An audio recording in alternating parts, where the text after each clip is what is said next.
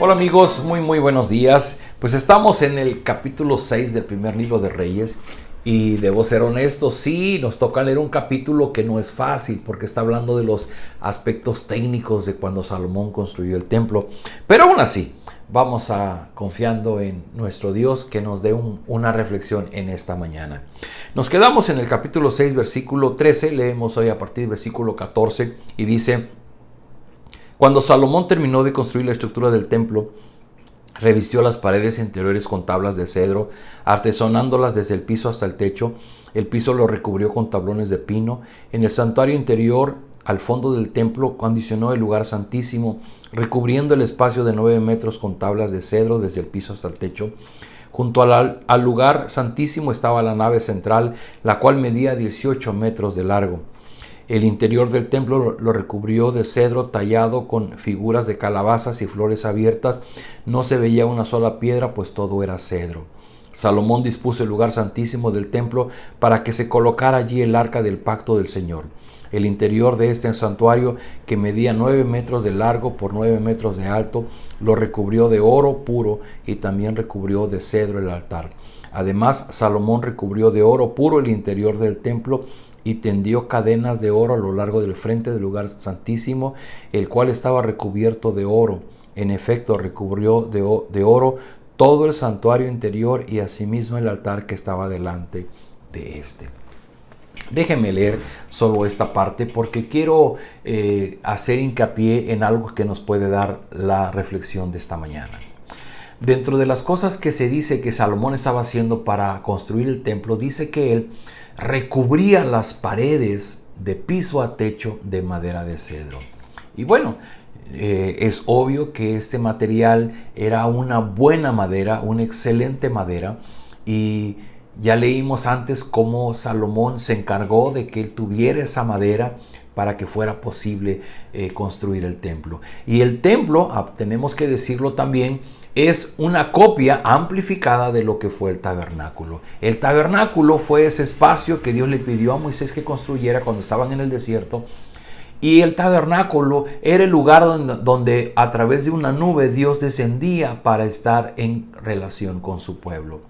Ahora la construcción del templo venía a sustituir el tabernáculo y Salomón, obviamente con mucho cuidado, construye el templo con esa copia amplificada. Entonces también va a construir un lugar santo y un lugar santísimo con todo lo que esto implica. Esta palabra de lugar santo y lugar santísimo, bueno, para físicamente hablando, nos da la idea de algo limpio, de algo puro, de algo que no está contaminado. Y entonces Salomón lo que hace para aislar inclusive la piedra cantera con la que ha hecho las paredes, las recubre de madera, creando una separación, las aísla de la suciedad de las rocas para que pueda pulir la madera y pueda darle ese sentido de limpieza. Y no obstante eso, después recubre con oro puro. Esto que Salomón está haciendo es un esfuerzo por tratar de poner en materia lo que podría ser nuestra actitud ante Dios. Es decir, si él lo hubiera dejado en rústico, bueno, hubiera sido un lugar tal vez sucio, un lugar no acondicionado para que Dios estuviera presente en medio de su pueblo. Y lo que llega a suceder es que entonces Salomón se está esforzando en darle el mejor acabado posible para que en el futuro Dios descendiera con su pueblo y pudiera estar en comunión con ellos. La santidad tiene que ver con lo que Dios es, no con nosotros. Hoy día, de manera equivocada, nosotros diríamos que Salomón estaba preparando el templo para que cuando nosotros entráramos en ese espacio de nuestra limpieza y de nuestra pureza. Pero eso no es así. El roble y el oro es en función de lo que Dios es, no de lo que somos nosotros. Es por eso que muchas veces cuando hablamos de santidad en la Biblia, se le da un carácter un poquito errado. Porque cuando hablamos de santidad, nosotros queremos entenderlo en el sentido moral. Es decir, una persona es santa porque es una persona que no peca, que no desobedece a Dios. Pero si hay una constante en la Biblia es que todas las personas somos desobedientes, todos somos pecadores delante de Dios. Entonces, rápidamente quiero compartir con usted esta idea de santidad que Salomón está tratando de pulir a través de la madera cedro y a través de recubrir las paredes en oro, porque hay un sentido de santidad en la Biblia que es importante tener. Número 1, se ha dicho que santidad de su palabra, de su significado en un lenguaje muy antiguo, tiene que ver con la idea de que es algo separado. Inclusive tiene que ver con el corte que hacía, por ejemplo, al tomar un pedazo de carne, pero le quitas la mejor parte de la carne y lo cortas y lo separas, porque es diferente al resto. Y en ese sentido, cuando hablamos de la santidad de Dios, estamos hablando de que Dios es algo diferente, es algo que está separado, algo que está por encima. Y esto nos da otra palabra que puede ser la mejor traducción de la palabra santidad, y puede ser la palabra trascendente. Guárdela usted en su mente esta mañana. Santidad es trascendencia. Dios es trascendente. ¿Qué significa? Dice el doctor R.C. Sproul en su libro La Santidad de Dios. Dice que la palabra trascendencia significa sobrepasar, significa exceder los límites naturales. Trascender es elevarse por encima de algo, ir más allá de cierto límite. Cuando hablamos de la trascendencia de Dios, estamos hablando de ese sentido en el que Dios está por encima y más allá de nosotros. La trascendencia de Dios describe su grandeza suprema y absoluta. La palabra se usa para describir la relación de Dios con el mundo. Él es más alto que el mundo, tiene poder absoluto sobre el mundo no tiene poder sobre él.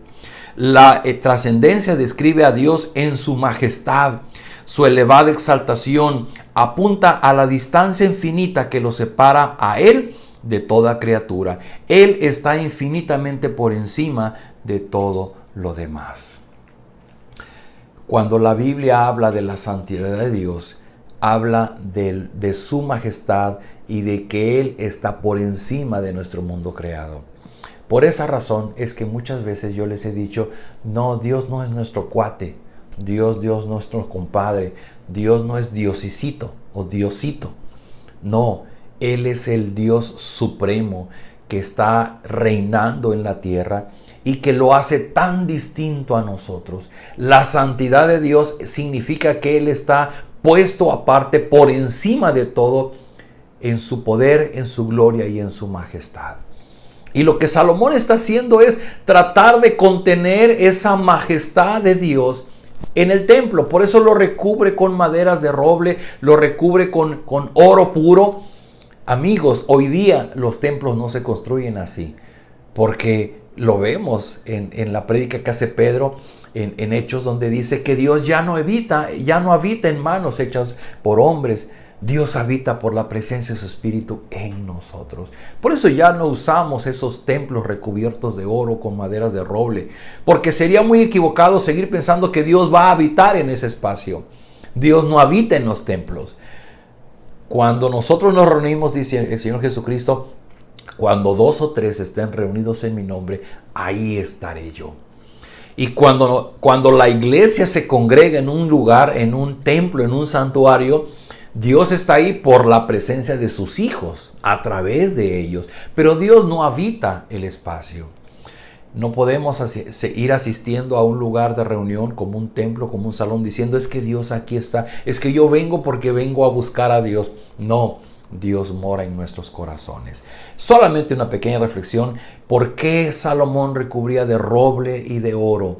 Porque él quería contener la majestad y la gloria de Dios. La santidad significa que Él es trascendente, Él está más allá de lo que nosotros somos como seres humanos, como materia, y nos cuesta mucho trabajo porque nuestro necio corazón sigue amando lo material, lo que ve, lo que toca, lo que palpa, el dinero, lo que brilla ante nuestros ojos. Pero Dios está infinitamente por encima de todo eso que es materia. Amigos, oremos que Dios nos permita ver la majestad y la gloria y la santidad de Dios, porque eso es lo que cautivará nuestra alma, eso es lo que apasionará nuestra vida para que podamos ser fieles al llamado que Él nos ha hecho. Oremos. Padre, muchas gracias. Gracias por tu palabra, porque a través de lo que Salomón hizo podemos encontrar grande enseñanza en cómo te manifiestas tú con tu pueblo. Y tú eres ese Dios trascendente, tú eres ese Dios apartado que está por encima de todo nuestro mundo creado. Ni siquiera nuestra mente acaba por concebir tu majestad y tu gloria. Pero en la medida que podamos comprender tu gran amor sobre nosotros, dice Pablo, que entonces encontraremos sentido y propósito en nuestra vida. Derrama de tu gracia en aquellos corazones afligidos, en aquellos corazones confundidos, en aquellos corazones incrédulos, que tu Espíritu Santo obre su llamado para que nuestros ojos sean abiertos a la verdad de tu reino, de tu santidad. Derrama de tu gracia en aquellas personas que te buscan con un corazón sincero en esta mañana, en el nombre de Jesús. Amén. Queridos amigos, nos vemos el día de mañana.